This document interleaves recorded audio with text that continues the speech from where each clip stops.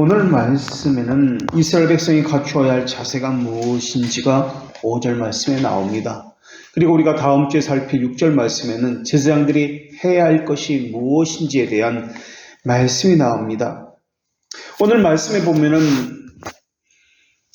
백성들이 또 제사장들이 갖추어야 할 마음의 자세에 대한 말씀이 나오는데, 그것은 하나님을 경외하는 것과 또 하나님의 이름을 두려워하는 것이옵니다.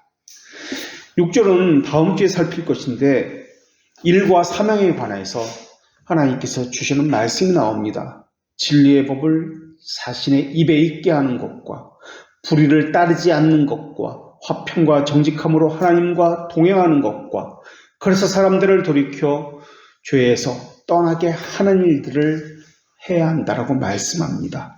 이러한 모든 것들, 마음의 자세와 해야 할 사명, 이 모든 것들을 합쳐서 5절에서는 언약이다 라는 한 단어로 표현하고 있습니다. 그래서 오늘은 하나님 앞에서 갖추어야 할 두 가지 마음의 자세를 말씀드리겠습니다.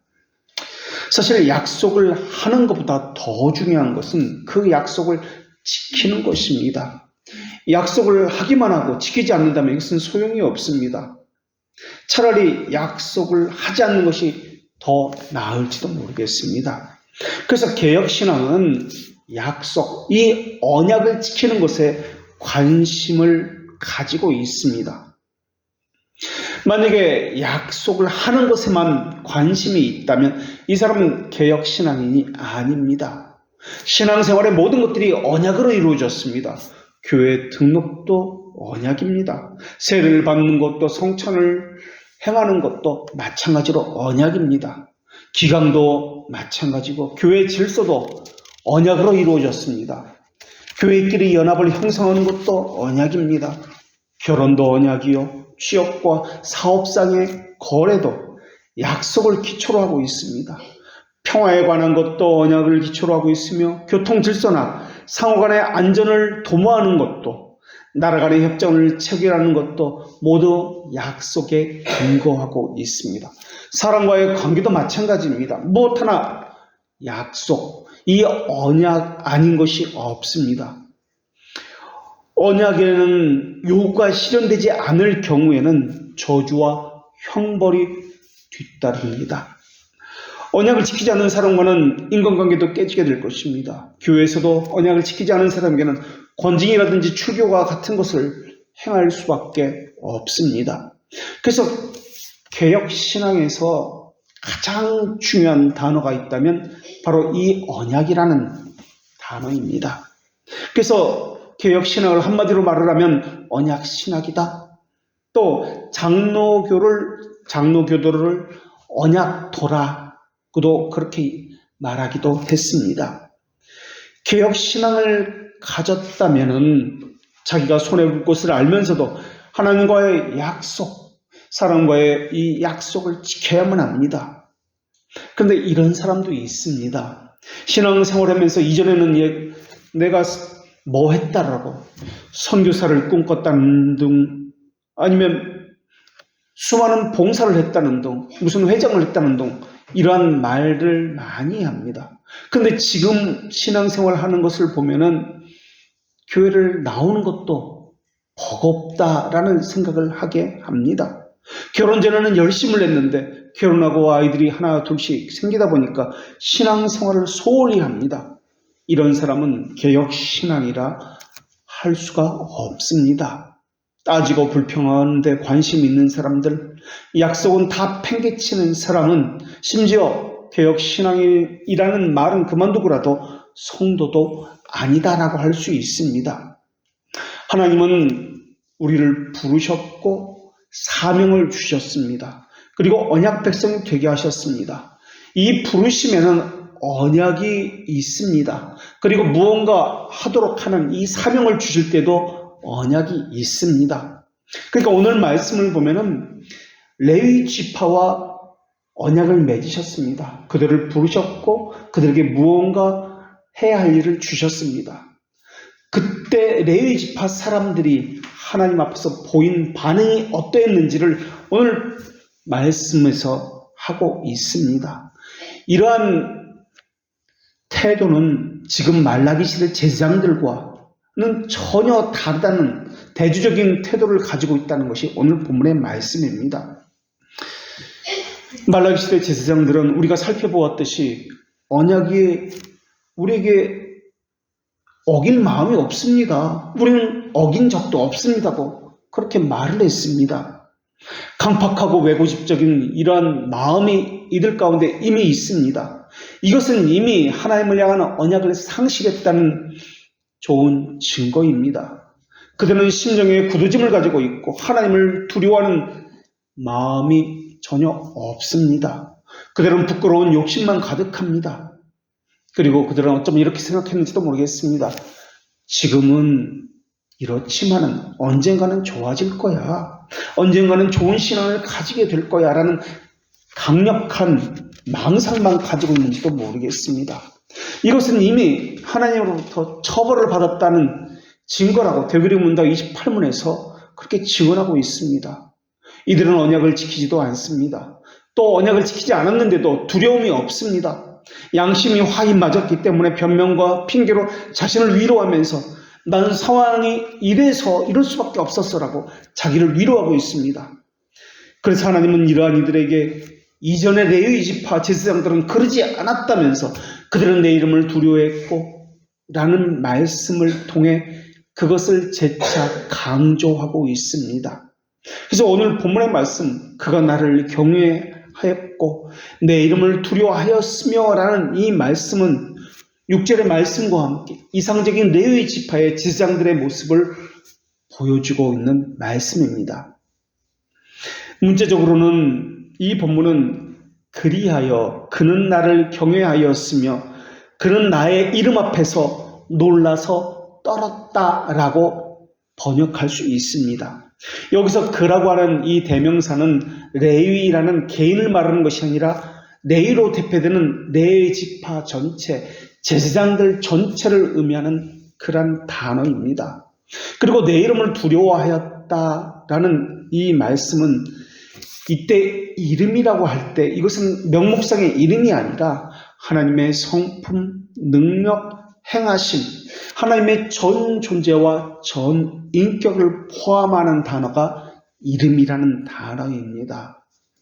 우리는 보통 예수 그리스도라고 부르고 있습니다. 그런데 예수는 이름이고 그리스도는 직책입니다.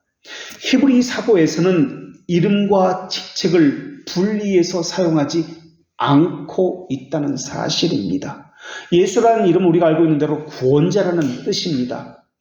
그리스도는 기름 부음을 받은 자라는 뜻을 가지고 있습니다.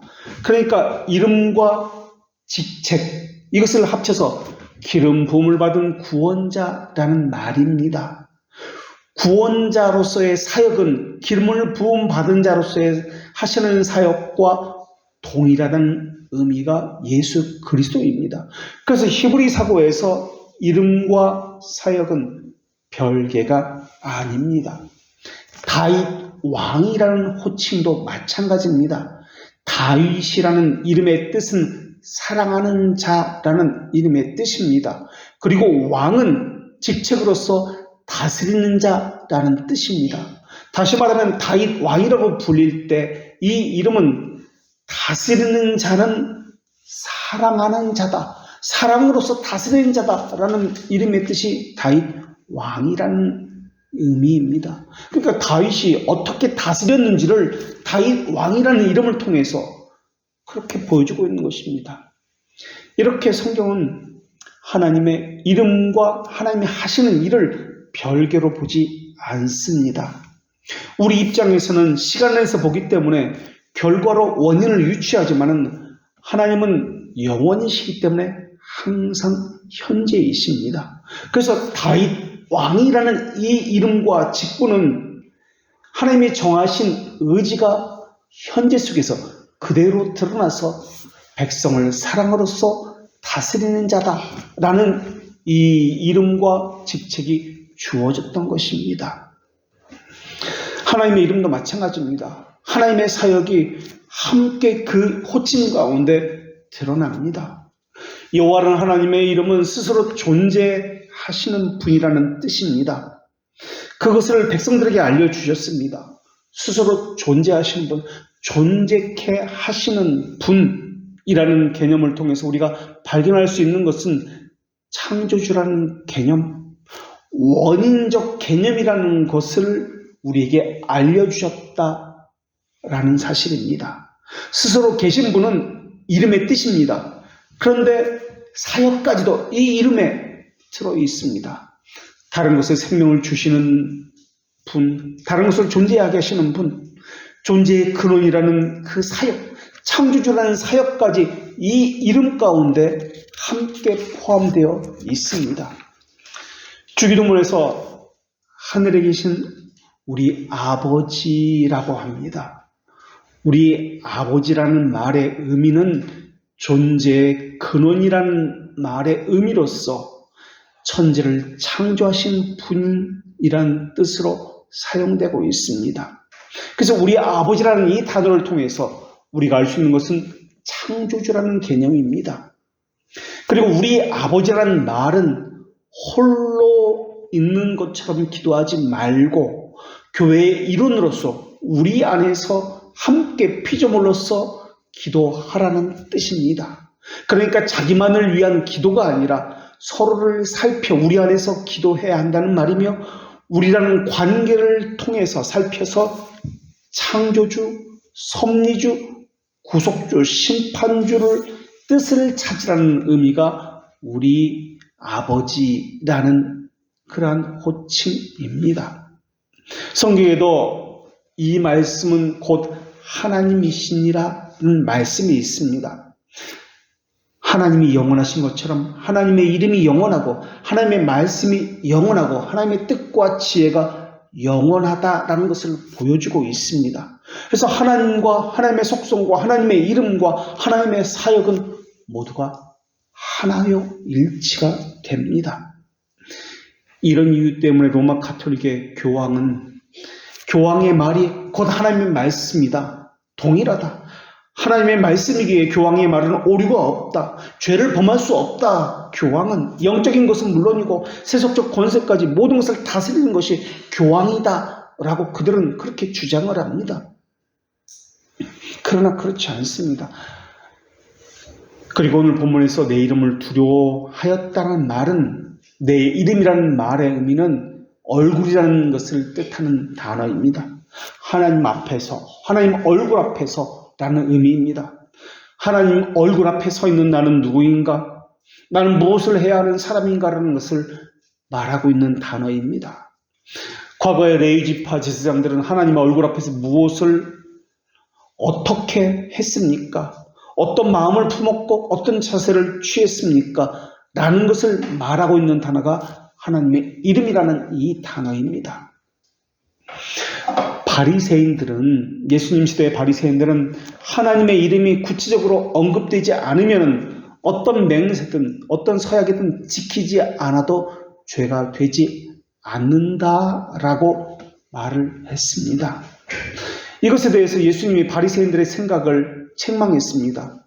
예수님께서 책망한 요지는 어떤 행위를 하든지 하나님의 이름으로 맹세를 하든지 하나님의 이름으로 맹세하지 않고 그저 맹세하든지 하나님을 떠나서는 불가능하다는 것을 말씀하셨습니다. 하나님은 어디든 계시기 때문에, 영원한 분이기 때문에 그렇다는 것입니다. 그래서 모든 약속은 하나님의 이름으로 맹세를 했든 맹세하지 않았든 하나님 앞에서 한 것이기 때문에 하나님의 얼굴 앞에서, 이름 앞에서 이루어진 것이라고 말씀하면서 바리새인들을 책망한 것입니다. 문자적으로 해석을 했던 그들의 그 신앙을 책망했던 것입니다.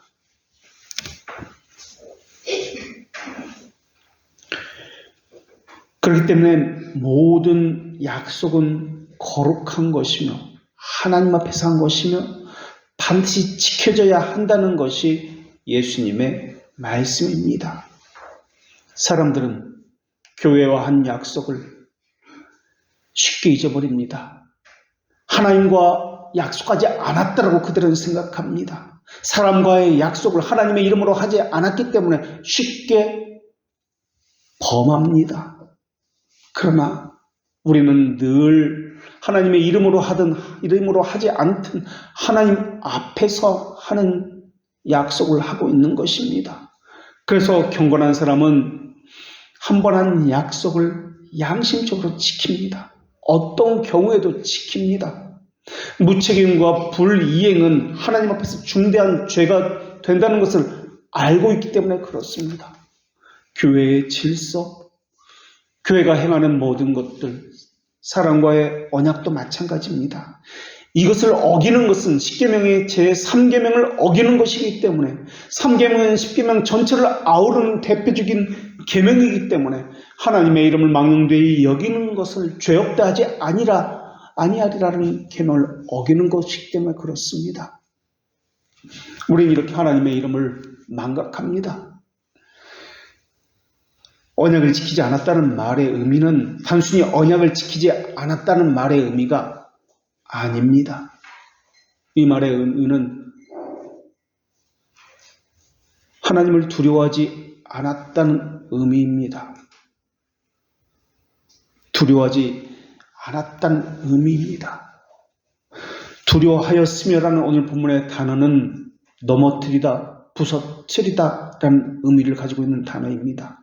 특히 오늘 본문 두려워하다는 수동령으로 되어 있습니다. 파괴되었다, 무너지다 라는 의미로 사용되었습니다. 이 표현은 하나님께서 처음 백성을 부르셨을 때, 그리고 사명을 주었을 때 레위인들이 얼마나 하나님의 존재를 강하게 인식했고 두렵고 떨리는 마음으로 섬겼는지 잘 나타내주는 단어입니다.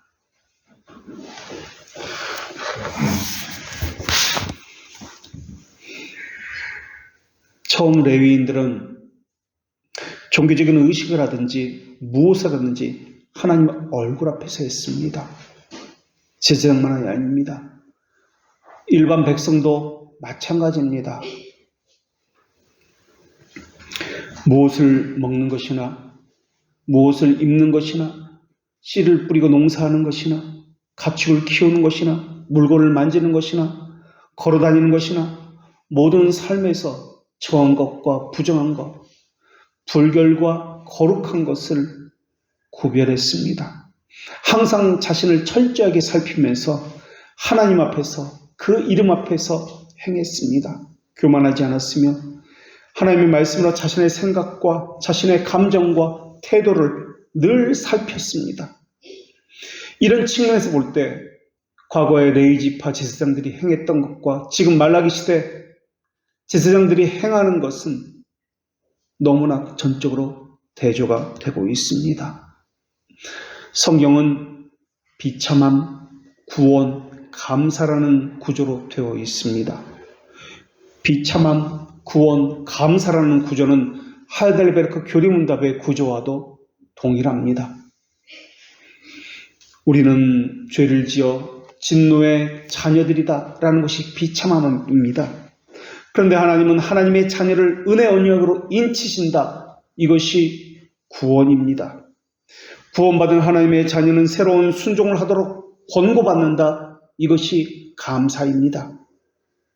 구원의 최고의 선물을 받은 그 하나님의 자녀는 하나님 앞에서 자기를 낮추며 하나님의 그 이름을 두려워하는 것과 하나님의 얼굴 앞에서 행하는 것을 경외하는 것을 요구받았습니다. 그런데 사람은 내면적인 자만심에 빠져 살고 있습니다. 스스로 의롭다, 올바르다, 지혜롭다, 거룩하다라고 여기고 있습니다. 외식하는 데 익숙해져 있기 때문에 한두 가지 행위를 가지고 자신을 지켜 세우면서 자기 의를 자랑하고 있습니다.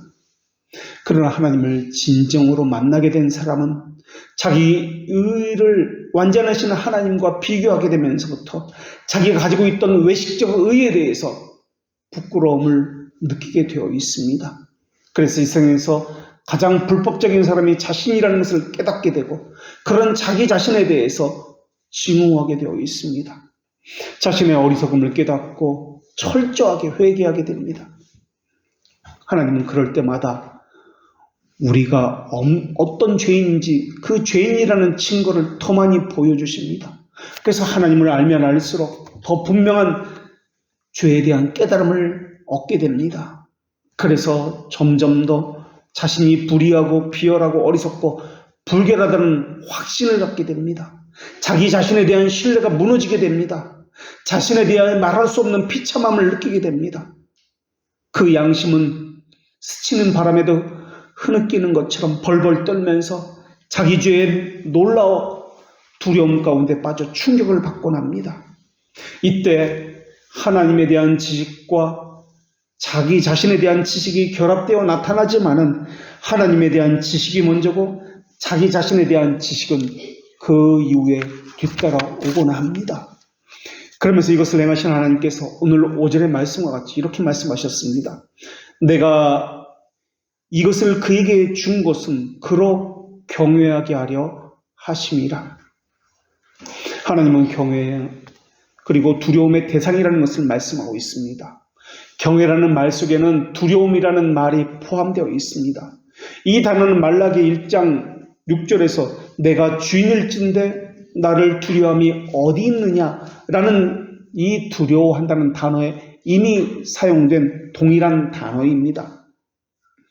말라기 시대 제사장들은 자신들의 조상들 레위 지파 제사장들과는 달리 하나님을 경외하지 않았습니다. 그 이름을 두려워하지 않았습니다. 경외함과 두려움으로 그 조상들은 언약에 순종하는 모범적인 삶을 살았습니다. 하나님 앞에 서기 위해서 필요한 것이 있었는데 하나님의 일을 하기 위해서 먼저 갖춰야 할 마음 자세가 있었는데 하나님을 경외하는 것과 두려워하는 것이었습니다. 무엇에 대한 경외와 무엇에 대한 두려움입니까? 그것은 하나님에 관련된 모든 것에 대한 경외입니다. 하나님의 하신 일에 대해서,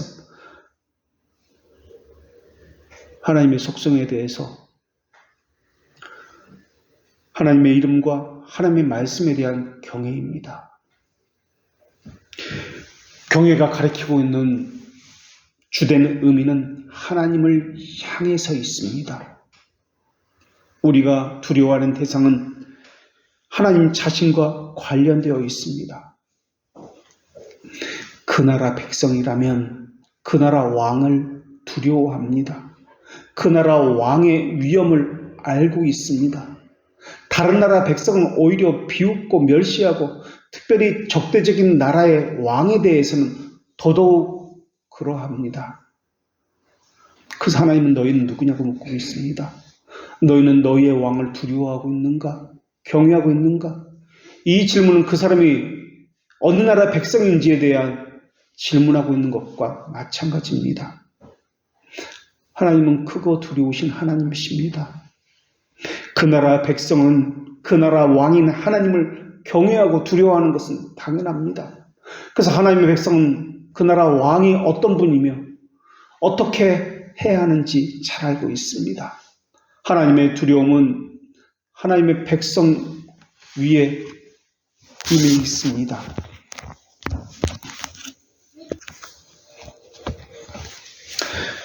하나님의 백성은 그 나라 왕에 대한 경건한 경외심과 존경심이 있습니다. 그리고 그 경외심은 하나님에 대한 신앙 고백에도 잘 드러나고 있습니다. 하나님을 경외한다는 것은 죄를 짓지 않는 것과 관련이 있습니다.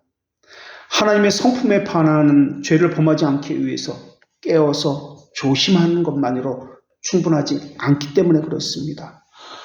하나님을 경외하는 것으로부터 오는 것은 죄를 이기는 것이 함께 포함되어 있습니다.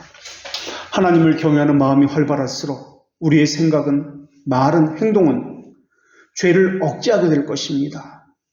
그런데 오늘날 우리 시대에는 하나님을 경외한다는 것이 무엇인지 그것을 말하지도 않고 알지도 못하는 시대가 되었습니다. 하나님을 경외한다는 것을 다른 프로그램으로 대체하고 있습니다. 하나님을 경외하는 것도 사람의 편의에 의해서 나타나고 있다는 말입니다. 기준도 없고 근거도 없습니다. 각자의 편의에 의해서, 편리에 의해서 하나님을 경외하는 방법도 다르게 나타나고 있습니다. 객관적인 기준도 가르침도 없기 때문에 그렇습니다. 상대적인 태도와 주관적인 모습만 있습니다. 예배의 형식만을 가지고 하나님을 경외한다고 이야기하고 있습니다. 외형적인 엄숙함만 가지고 하나님을 경외한다고 이야기하고 있습니다. 그런데 보십시오. 예배 가운데 오늘날 한국교회에 하나님을 경외하는 태도는 만연해 있습니다. 딴 생각하고 지겨운 태도로 일관하는 것. 이것이 오늘날 예배의 모습입니다. 예배라는 프로그램을 가지고 경외한다고 이야기합니다. 교회에서 찬양대를 한다는 것을 가지고, 교회에서 청소를 하고 주차봉사와 주방봉사를 한다는 몇 가지 일을 가지고 하나님을 경외한다고 증거를 삼는 시대가 되었습니다. 하나님을 경외하는 것이 무엇인지 새롭게 물어야 할 시점이 서 있습니다. 하나님에 대한 경외와 거룩한 두려움을 갖는 것은 사실 그냥 되는 것이 아니라 양자의 영이 내주하고 있다는 증거에서 나오는 것입니다. 여호와를 경외하는 심정은 그냥 생기는 것이 아닙니다. 사람이 의식적으로 하려고 해도 그냥 되는 것이 아닙니다. 하나님의 성령에 의해서 영혼 안에 심겨져야 되고 회심을 통해서 경험되어져야 합니다. 우리 심정에 하나님을 경외하는 마음이 확고부동한 의지로 자리 잡고 있을 때 하나님의 선택을 입었다는 충분한 증거로 이것이 작용하게 됩니다. 그것을 가지고 있지 않으면 경외도 없고 두려움도 없습니다. 만약에 선택을 입었다는 충분한 증거가 없이 하나님을 경외하고 두려움이 있다 하면 이것은 가식적이고 위선적인 경외일 것입니다. 율법적인 경외이지 이것은 실제가 아닙니다. 우리가 살피고 있는 돌트레이트 캐논에서 고백하고 있는 것처럼 효성스러운 마음에서 우러나는 경외심과 형벌에 대한 두려움은 서로 다릅니다. 여호와를 경외하는 것이 지혜의 근본이요 생명의 근원이라고 말씀하셨습니다. 하나님 우리 안에 경외심을 불러일으킬 만큼 충분한 그러한 완전하신 분이십니다. 하나님은 위엄에 가득 찼고 영화로우시며 전능하시고 거룩하시고 선하시고 외경심을 불러일으키시는 분이십니다. 그리고 하나님의 자녀에게는 이것을 집어넣어 주셔서 자녀됨을 스스로 확인하게 하십니다. 그것이 전제가 되지 않으면 무슨 일을 하는 것은 문제가 되지 않습니다. 이것이 전제되어야 신자입니다. 예배도 신자가 된 이후에야 할 수 있는 것입니다. 누가 두려움과 경외심 없이 하나님 앞에 설 수 있단 말입니까? 하나님께서 모세를 통해서 하신 말씀을 들어보십시오. 여호와여 신중에 주와 같은 자가 누구이까? 주와 같이 거룩하심으로 영광스러우며 찬송할 만한 위엄이 있으며 기이한 일을 행하신 자가 누구입니까? 하늘의 하나님 여호와는 크고 두려우신 하나님이시니이다. 이게 심정이 강하게 느껴지지 않은 사람은 하나님을 영화롭게 할 수가 없습니다. 하나님을 두려워하는 사람이 아닙니다. 하나님은 하나님의 자녀에게 내 하나님 여호와라, 하나님 영화롭고 두려운 이름을 그 백성들에게 주셨다고 말씀하셨습니다. 그래서 하나님의 백성들은 하나님을 사랑하는 가운데 두려움과 경외함을 갖추고 있습니다. 두려움과 사랑함, 이것을 한 단어로 경건이라고 부릅니다. 그러나 사유하심이 주께 있으면 주를 경외하게 하시니이다. 주께서 지으셨고 은혜를 받아 누리게 된 하나님의 백성은 그 나라 왕이 어떤 분인지 알고 있습니다. 그래서 경외합니다. 그 왕 앞에서 두려워 떠는 것이 합당하다고 마땅하다고 그들은 생각합니다. 같은 피조물인 천사도 하나님 앞에서 두려워 떨었습니다. 하물며 사람이야. 자비로운 하나님 앞에서 두려워해야 하고 경외해야 하는데 진노하신 하나님은 더더욱 말할 것도 없습니다. 하나님은 크신 분이기 때문에 경외하고 두려워하지만 동시에 우리의 죄가 다 하나님 앞에서 드러나기 때문에 두려워해야 합니다. 이것은 두 가지 반응이 아니라 한 가지 반응입니다. 하나님의 임재가 나타났을 때 이사야 선지자나 사도 요한은 하나님의 발 앞에 자기도 모르게 납작 엎드렸습니다. 밤모섬에서 사도 요한은 주의 영광을 보았을 때 자신의 상태에 대해서 이렇게 말하였습니다. 내가 볼 때 그 발 아래 엎드려져서 죽은 자같이 되었음에. 이것이 사도 요한의 고백입니다. 욥도 이렇게 말합니다. 주의 위엄으로 나를 두렵게 마옵소서. 하나님의 현현은 그 백성들로 하여금 자신의 실상을 정확하게 볼 수 있도록 만듭니다. 말씀이 심정 안에 들어가면은 자신의 양심이 찔림을 받고 고통스럽고 부끄러워지게 되어 있습니다. 하나님의 임재가 나타나면 빛이 어두움에 비추는 것처럼 정확하게 자신을 볼 수 있기 때문에 다니엘처럼 내 주여 주의 이상을 인하여 근심이 내게 더함으로라고 고백하게 되어 있습니다. 이 크나큰 죄를 내가 감당할 수가 없나이다 라고 고백합니다. 눈부신 하나님의 영광의 빛 앞에서 자신의 부적절함과 죄됨을 본 이사야 선지자처럼 말입니다. 선지자의 이런 외침은 불신앙에서 나온 것도 아니고 그렇다고 비굴한 두려움에서 나온 것도 아닙니다. 하나님의 거룩하심에 대한 임재 때문에 그렇게 된 것입니다. 하나님의 거룩하심이 계시되면 하나님의 임재는 우리에게 두려운 것이 되기 때문에 그렇습니다. 그래서 하나님의 거룩하심은 우리로 하여금 하나님을 경외하는 원천이 됩니다. 하나님의 거룩하심이 비춰오게 되면 죄악된 정욕은 무너지게 될 것이고 고개를 쳐들게 된 육체의 부패함은 억제하게 될 것입니다. 죄는 빛을 견딜 수 없습니다. 어두움이 사그러지듯이 죄도 다 녹아내리게 될 것입니다. 그래서 하나님은 여호와를 경외하는 도는 우리를 정결하게 하느니라 라고 말씀했고 여호와를 경외하는 것은 사람으로 하여금 생명을 이르게 하는 것이니라 라고 말씀했습니다. 고린도후서 7장 1절에서도 그런즉 사랑하는 자들아 이 약속을 가진 우리는 하나님을 두려워하는 가운데서 거룩함을 온전히 이루어 육과 영의 온갖 더러운 곳에서 자신을 깨끗하게 하자라고 말씀하셨습니다. 무엇으로 우리를 깨끗하게 하는 것입니까? 어떻게 거룩함을 온전히 이루는 것입니까? 하나님을 경외하고 두려워하는 것으로 거룩함을 온전히 이루는 것이라고 말씀하고 있습니다. 욥은 하나님의 임재 가운데 어떻게 처신했습니까? 욥은 땅에 엎드려져서 이렇게 고백합니다. 내가 주께 대하여 귀로 듣기만 하였사오나 이제는 눈으로 주를 배웁나이다. 그러므로 내가 스스로 거두어드리고 티끌과 재 가운데에서 회개하나이다. 하나님의 거룩하심은 그의 백성들에게 하나님에 대한 경외심과 함께 두려움이 있게 만듭니다.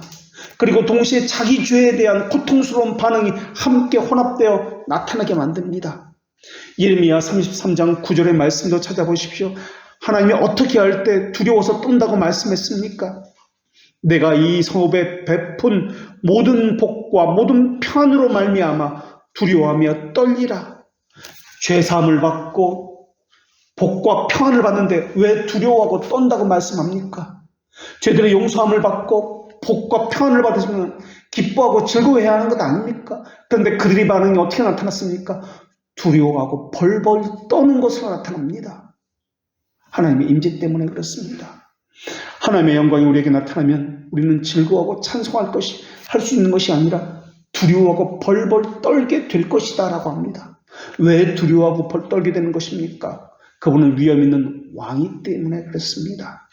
왕의 이름 앞에서 면전 앞에서 춤추고 떠들고 자세를 함부로 하는 사람은 과연 어느 나라의 백성일까요? 하나님의 거룩하심은 우리의 마음을 가장 겸허하게 만들고 가장 고통스럽게 하고 가장 아프게 만들기 때문에 그렇습니다. 그래서 신자는 자신에게 하나님을 경외하는 모습이 부족하다는 것 때문에 너무나 고통스럽습니다. 이것은 방종에서 나오는 경외심의 부족이 아닙니다. 바르게 하려고 부단하게 노력하면 노력할수록 더하지 못하게 하는 데서 나오는 부족함에 대한 통감이 있어 나오는 것입니다. 그래서 신자라면 누구든지 하나님께서 자기 백성에게 하나님을 경외하는 마음을 심어주셨다는 것을 깨닫고 있습니다. 동시에 자기 안에 있는 죄의 잔재 때문에 하나님을 더 기쁘게 하고 싶은데 그러지 못했다는 사실도 잘 알고 있습니다. 하나님을 경외하는 두려워하는 성품이 없다면 그 사람은 그리스도인이 아니라는 증거 외에는 내놓지 못하게 될 것입니다. 그래서 신자라면은 자기 안에 하나님을 향한 경외심이 있다는 것을 그러나 그것은 부족하다는 것을 너무나 깨닫습니다. 거기서 그치는 것이 아니라 부족하기 때문에, 너무나 못 미치기 때문에 너무나 고통스러워하고 너무나 슬퍼합니다. 그래서 하나님을 경외하기가 날마다 자라기를 사모합니다. 그런 마음이 있다면 그 사람은 분명 하나님을 경외하는 사람입니다. 그래서 성경은 하나님의 종들을 향해서 주의 이름을 경외하기를 기뻐하는 종들아 라고 말씀하고 있습니다. 그들은 마음속으로부터 하나님을 경외하는 삶을 살고자 열망을 느낍니다. 죄를 억제하고 하나님의 뜻을 행하는 것을 즐거워하고 기쁘다고 여기게 됩니다. 교회에 무엇이라도 하고 싶어서, 보탬이 되는 일을 하고 싶어서 견딜 수 없어 합니다. 그 지체들을 보고 싶어 하고, 그 지체들에게 무엇이라도 해주고 싶어 하고, 주일이 기다려져서 견딜 수 없어 합니다. 마치 소풍날을 앞둔 어린아이처럼, 마치 자기 생일날을 기다리는 아이의 심정으로 그 주일이 기다려지고 그 교인들을 기다려지곤 합니다. 하나님을 경외하는 마음은 교회와 함께하는 마음으로 나타나기 때문에 그렇습니다. 교회와 교인들을 위해서 무언가 해주고 싶고, 그런 사랑할 일을 하면서도 자기 자신에게는 그들을 사랑할 마음이 너무나 부족하다는 것을, 충분하지 못하는 것을 알기 때문에 부끄러워합니다. 그러면서도 내가 하나님을 경외하는 마음이 충만하게 있다고 절대 말하지 못합니다. 오히려 내게는 교회를 사랑하는 마음이 없다, 부족하구나 라고 생각합니다. 잘해주고도 잘해주지 못해서 미안하다는 말을 하게 됩니다. 그래서 하나님의 이름을 붙들고 간구합니다. 제가 교회를 사랑하게 할 수 있게 해주십시오. 제가 더 열심을 내서 하나님을 사랑하게 해주십시오 라고 말입니다. 이게 바로 하나님을 경외하는 마음이 있는 마음입니다. 시편 86편 쓴 다윗도 열심으로 주의 이름을 경외하게 하소서라고 하나님 앞에 간구했습니다. 자기 죄로 인해서 눈물에 젖은 눈, 고통스러운 양심이 있습니다. 하나님을 향한 경외로움 가운데 이것이 조화를 이루게 되어 있습니다. 그래서 하나님께서는 디모데후서 2장 19절에서 주의 이름을 부르는 자마다 불의에서 떠날지어다라고 말씀하셨습니다. 종이 주인을, 자녀가 아비를 경외하고 두려워하는 것은 당연합니다. 여호와 하나님을 자신의 심정에 모셔들었다면 당연하게 경외심과 두려움이 그 심정에 자리 잡고 있을 것입니다. 하나님께서 양자의 영을 그에게 주셨기 때문에 그런 심정이 있는 것은 당연합니다. 그리고 언약 백성은 하나님을 자기 아버지로 경외하도록 여러 가지로 자극을 받기 때문에 당연합니다. 내가 아버지일진데 나를 존경함이 어디 있느냐?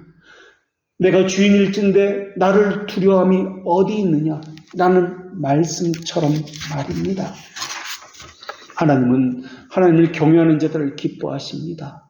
그래서 잠언 15장 16절에서 하나님께서 이렇게 말씀하셨습니다. 가산이 적어도 여호와를 경외하는 것이 크게 부하고 번뇌하는 것보다 나으니라. 사실 우리는 다른 교회 교인보다 재물이 더 없을지도 모릅니다. 풍족한 삶을 살지 못할지도 모릅니다. 그런데 만약에 우리가 그들보다 나은 점이 있다면 다른 것이 아니라 여호와를 경외하는 것에 있어서 더 나아야 되는 것 아닙니까? 하나님을 두려워하는 것에 있어서 다른 교회 교인들보다 더 나아야 되는 것 아닙니까? 섬김도 부족할 수 있습니다. 구제도 부족할 수 있습니다. 선교도 없을 수 있습니다. 그러나 다른 것은 몰라도 여호와를 경외하고 두려운 것만큼 그 어떤 교회의 교인들도 우리를 따르지 못할 정도가 되어야 되는 것 아닙니까? 하나님이 시편 33편 18절에서도 이렇게 말씀하셨습니다. 여호와는 그를 경외하는 자 곧 그의 인자하심을 바라는 자를 살피사 그의 영혼을 사망에서 건지시며 그들을 금주에 이를 때 그들을 살리시는도다. 여호와께서 자기를 경외하는 자들에게 양식을 주실 것입니다. 여호와의 천사가 주를 경외하는 자를 둘로 친치고 그들을 보호해 주실 것입니다. 겸손과 여호와의 경외함의 영광은 재물과 영광과 생명입니다. 또 여호와의 약속을 보십시오. 시편 25편 12절에서 하나님께서는 이렇게 말씀하셨습니다. 여호와를 경외하는 자가 누구냐? 그가 택할 길을 그에게 가르치시리로다. 그의 영혼은 평안히 살고 그의 자손은 땅을 상속하리로다. 여호와의 친밀하심이 그를 경외하는 자들에게 있으며 그의 언약을 그들에게 보이시리로다. 하나님은 하나님을 경외하는 자를 살펴보십니다. 아버지가 자식을 긍휼히 여긴 같이 여호와께서는 자기를 경외하는 자를 불쌍히 여기시며 여호와의 인자하심은 자기를 경외하는 자에게 영원부터 영원까지 이를 것입니다. 그리고 경외하는 자들의 소원을 들어주실 것이며 그들의 부르짖음을 들어주실 것이며 그들을 구원하실 것입니다. 평생에 자기 옆에 두고 읽고 하나님 여호와 경외하기를 배우십시오. 하나님을 두려워하며 하나님께 영광을 돌리십시오. 하나님을 경외하는 마음이 없었다면 얼마나 많은 죄를 저질렀겠습니까?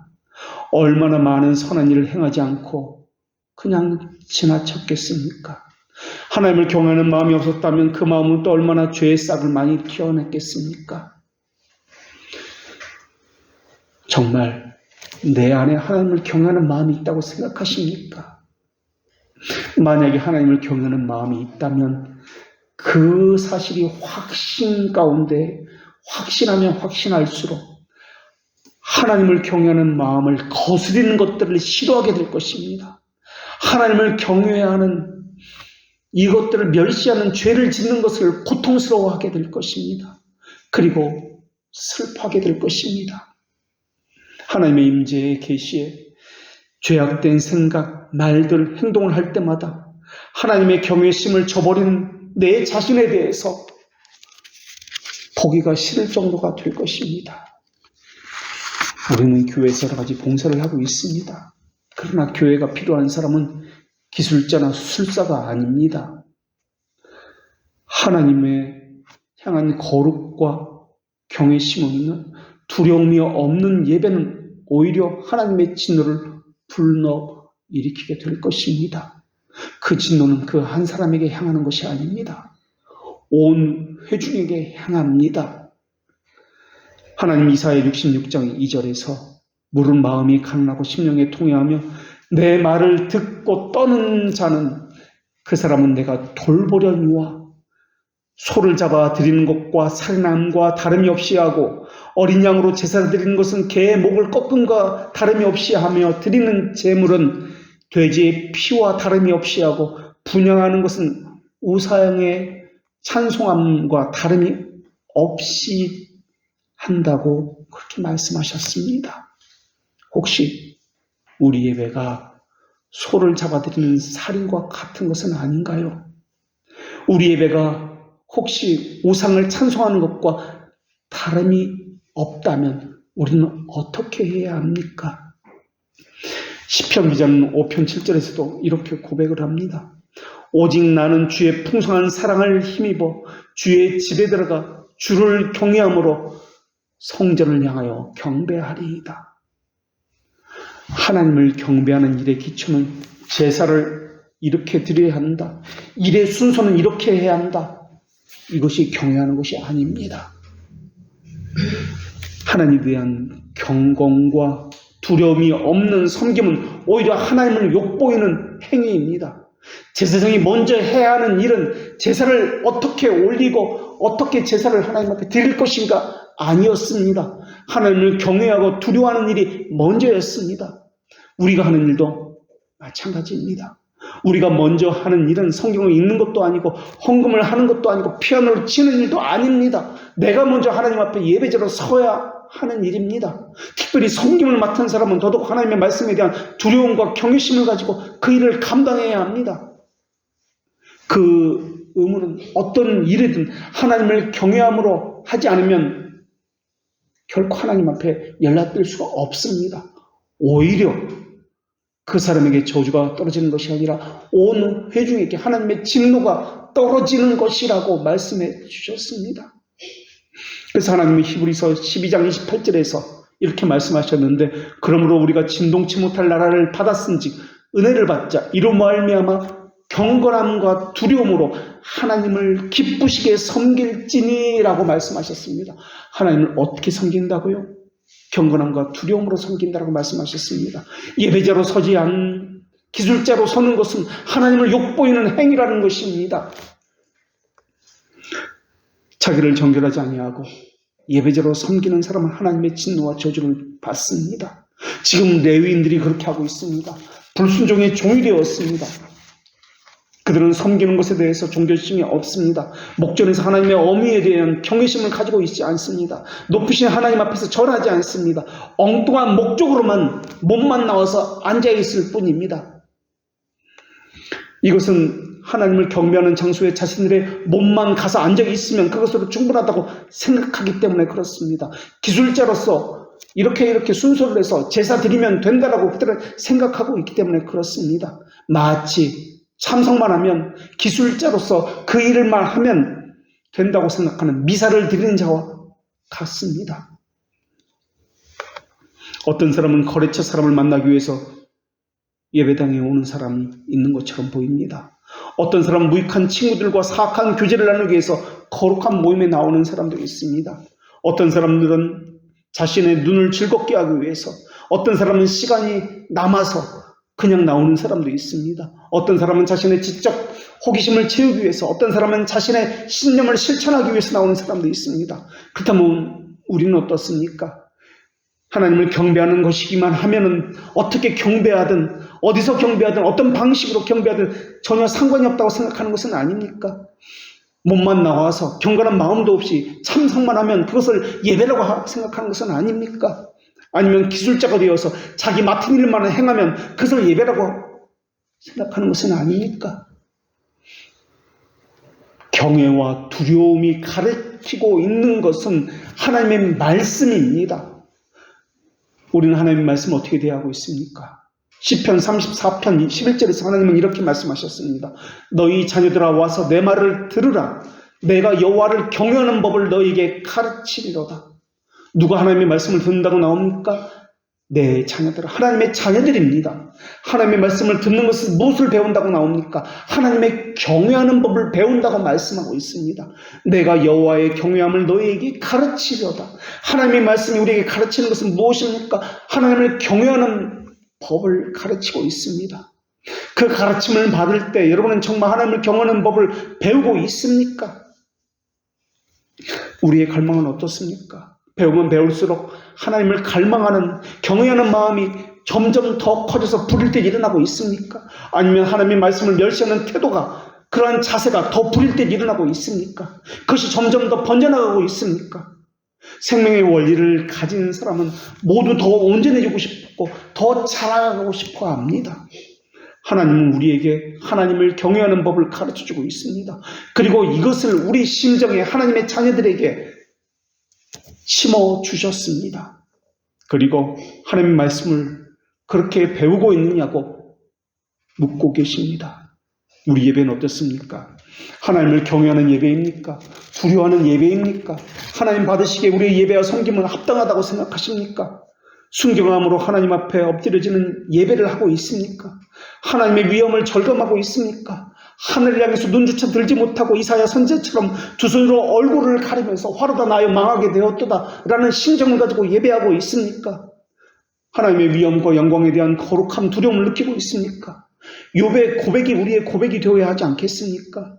욥은 욥기 31장 23절에서 이렇게 고백을 합니다. 나는 하나님의 재앙을 심히 두려워하고 그의 위엄으로 말미암아 그런 일을 할 수가 없느니라. 또 느헤미야의 고백이 우리의 고백이 되어야 하지 않겠습니까? 느헤미야 5장 15절에서 느헤미야는 이렇게 고백합니다. 나는 하나님을 경외함으로 이같이 행하지 아니하겠노라 라고 말입니다. 양심을 지키는 문지기가 깨어 있어야 되는 것 아닙니까? 그렇지 않고 문을 활짝 열어놓고 잠이 든다면 온갖 정욕과 죄악들이 아무런 방해도 받지 않고 제멋대로 드나들게 될 것입니다. 설령 나중에 그 사실을 알고서 그때서야 문을 닫는다 할지라도 이미 그때는 마치 머리 잘린 삼손처럼 아무리 저항하려고 발버둥 쳐봐도 소용이 없게 될 것입니다. 예레미야 21장 13절 말씀과 같이 너희가 말하기를 누가 내려와서 우리를 치리오 누가 우리의 거처에 들어오리오 하거니와 라고 하게 될 것입니다. 그때는 소용이 없게 될 것입니다. 이미 그 죄악이 이 속에 눌러붙어 있기 때문에 그러합니다. 하나님은 몸은 죽여도 영혼을 능히 죽이지 못하는 자를 두려워하지 말고라고 하셨습니다. 오직 하나님을 두려워하라고 하셨습니다. 하나님보다 사람을 두려워하는 것은 하나님을 심히 모독하는 것일 것입니다. 이런 행위는 우상 숭배요 이교도들이 짓는 죄라고 말씀하셨습니다. 그래서 이는 그들이 하나님의 진리를 거짓 것으로 바꾸어 피조물을 조물주보다 더 경배하고 섬기는 것이라고 그렇게 로마서 1장 25절에서 말씀하셨습니다. 다윗은 시편 118편 6절에서 이렇게 고백합니다. 여호와는 내 편이시라. 내가 두려워하지 아니하리니 사람이 내게 어찌할꼬. 사람을 두려워하지 않는다고 했습니다. 오직 하나님만을 두려워하고 한다고 했습니다. 경외심이란 바로 하나님의 백성들의 마음속에 주신 성령님의 은혜입니다. 물론 하나님의 자녀는 거듭되는 죄와 징계라 할지라도 종의 영으로 되돌아가지는 않습니다. 하나님의 양자의 영을 부어주셨기 때문에 그렇습니다. 느헤미야는 자신 안에 죄에 대한 고통이 있다는 것과 하나님의 이름을 경외한다는 이 갈망한다는 이 사실 하나를 가지고 하나님 앞에 나아갔습니다. 그래서 그 사람이 가장 갈망하는 것, 하고 싶은 것이 무엇인지를 보면 그 사람이 사랑하는 것이 무엇인지, 그 사람이 기뻐하는 것이 무엇인지를 보면 그 사람이 어떤 사람인지를 알 수 있습니다. 사람들은 당신은 어떤 사람입니까? 라고 물을 때 그 질문을 받은 사람은 자신의 업적, 자신의 성취, 자신의 지위를 가지고 다른 사람들에게 이야기합니다.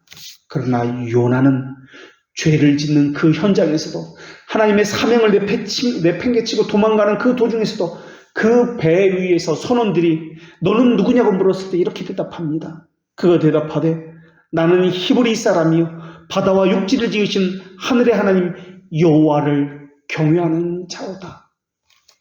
죄를 짓는 그 현장에서도 하나님을 경외하는 자라고 그렇게 이야기했던 것이 요나였습니다. 아합과 이세벨 시대에 선제들을 50명씩 굴에 숨기고 먹을 것을 주었던 아합 시대의 관원이었던 오바댜가 엘리야를 만났을 때 자신을 이렇게 소개합니다. 당신의 종은 어려서부터 여호와를 경외하는 자니이다. 하나님의 눈앞에서 무엇을 숨길 수 있단 말입니까? 하나님은 우리 심정 속에 하나님을 경외하는 마음이 있는지 없는지 다 알고 계십니다. 하박국 시대의 제사장들은 우리는 하나님을 경외합니다. 하나님을 예배합니다라고 말을 하고 있습니다. 그러나 하나님은 그렇지 않다. 너희들은 내 이름을 경멸하고 멸시하고 있다라고 말씀하셨습니다.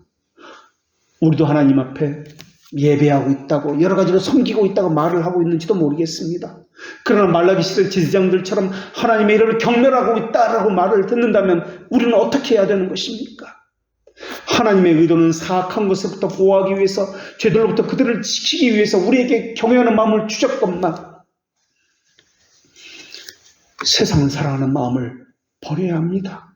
세상을 사랑하는 탐욕은 하나님을 경외하는 마음을 빼앗아갑니다. 하나님보다 더 사랑하는 것, 더 소중하고 아끼는 것이 있다면 다 버려야 합니다. 하나님께서는 우리가 무엇을 원하고 있는지 못 보고 지나치는 법이 없으십니다. 다니엘의 세 친구는 하나님을 섬기는 하나님의 법도를 불명예스럽게 여기는 것보다 차라리 불타는 용광록 속에 들어가기를 선택했습니다. 하나님을 경외하는 것을 그들은 선택했다는 것입니다. 이것이 우리에게 있어야 되는 것 아닙니까? 이것이 없다면 우리는 교회가 있어야 될 이유도 없고 그런 사람은 이 교회에 나와야 될 이유도 없습니다. 이 교회의 존재 이유는 하나님을 경외하기 위해서 존재할 뿐입니다. 이 교회에서 행하는 모든 것들, 예배, 섬김, 교리 공부나 무엇을 하든지 하나님을 경외하는 것을 목적으로 하고 있습니다. 하나님을 경외하는 것이 없다면 그것을 거스르는 것이 있다면 반드시 우리 안에서 제거해야 할 것입니다. 아주 작은 것이라고요? 아니요. 그냥 넘어가서는 안 됩니다. 아주 사소한 것이라도 하나님을 경멸하는 것이라면 무엇이든 다 도려내야 합니다. 많은 피를 흘릴지라도 잘라내야 하고 우리의 존재 이유를 찾아야 합니다. 아담과 하와에게 만약에 하나님을 경외하는 이 심정이 살아있었다면 아무리 뱀이 와서 유혹을 했다 할지라도, 달콤한 속임수를 쓴다 할지라도 그 유혹에 넘어가지 않았을지도 모르겠습니다. 우리에게 필요한 것은 수많은 기술자가 필요한 것이 아니라 하나님을 경외하는 그 마음입니다. 이것이 없다면 불결함과 부정함으로 이곳은 덮칠 것이며 마치 곰팡이와 같이 어느 순간에 모든 곳들을 휩쓸고 지나갈 것입니다. 어쩌면 이미 우리 안에 그 부정한 누룩이 우리를 다 덮고 있는지도 모르겠습니다. 하나님을 경외하는 것과 두려움이 없을 때 어떤 예배를 드리고 있었는지 잘 보여주는 것이 오늘 본문의 말라기 시대 예배입니다. 그들은 병든 것, 저는 것, 부정한 것들을 하나님 앞에 드렸습니다. 겉으로 드러난 병든 것, 저는 것, 부정한 것을 드린 것만을 말하고 있는 것이 아닙니다. 심정에서 부정한 것, 병든 것, 저는 것을 하나님 앞에 드렸습니다. 그리고 그들은 어떤 마음으로 하나님의 일을 했는지, 어떤 섬김과 예배를 드렸는지 하나님을 대하는 그 자세에도 그대로 드러났습니다. 그들은 말라기 1장 9절에서 하나님께서 말씀하신 대로 하나님께 은혜를 구하면서 여전히 우리를 불쌍히 여겨주소서라고 말을 하고 있습니다. 하나님은 두 가지 중 하나를 우리에게 선택하도록 우리에게 던져주셨습니다. 갈림길에 서 있습니다. 자기 자신이 누구인지 증거를 갖게 하기 위해서 던져주신 갈림길입니다. 이제 두 길이 우리 앞에 놓여 있습니다. 이제 우리는 선택을 해야 합니다. 어느 길을 걷겠습니까? 너희가 섬길 자를 오늘 택하라. 오직 나와 내 집은 여호와를 섬기겠노라 라는 여호수아의 외침처럼 여호와를 경외하든지 아니면 경멸하든지 그 결정을 해야만 합니다. 그리스도께서 십자가에서 돌아가시기 바로 전에 하나님께서 예수님에게 하신 말씀이 있습니다. 이는 내 사랑하는 아들이요 내 기뻐하는 자니라고 말씀하시면서 이어서 무엇이라고 말씀하셨냐면 너희는 그의 말을 들으라고 덧붙이셨습니다. 하나님은 또 전도자를 통해서 이렇게 말씀해 주셨습니다. 일의 결국을 다 들었으니 하나님을 경외하고 그 명령을 지킬지어다. 이것이 사람의 본분이니라.